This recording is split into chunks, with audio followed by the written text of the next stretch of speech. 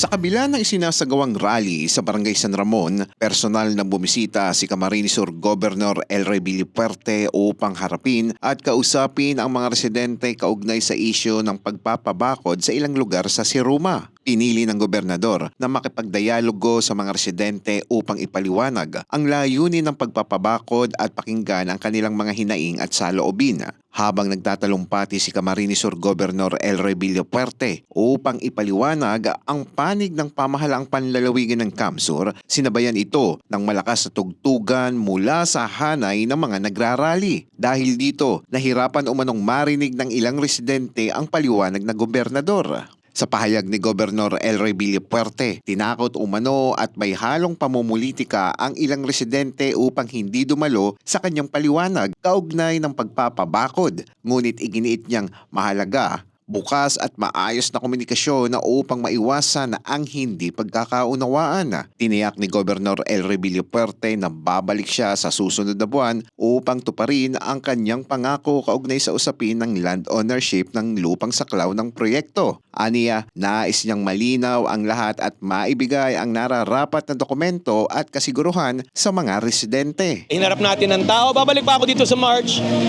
para bigyan sila ng trabaho at mabigyan rin ng anong tawag dito, yung ownership nila na pinangako natin. Wala tayong papalisin. Pero bibigyan muna namin ng mga land ownership dyan ay yung mga talagang hindi nakikiaway. No? Karapatan po namin yan. Pero wala kami pinapaalis dyan. Matagal na po namin pag-ari ang lupa na yan. Wala kami pinapaalis. Wala kami papaalisin. Pero yung gusto ng ownership niyan, dapat siguro wag nang magpagamit. Naghahanap raw ng complainant, magkakaso. Pinagkukuhanan namin ng kopra, nawala. Kaya sobrang hirap, magpapaaral kami. Pag may opportunity sa ganito, malaking bagay sa amin. Wala naman talaga kaming sapat na pa ng lupa na kinatitirikan ng namin.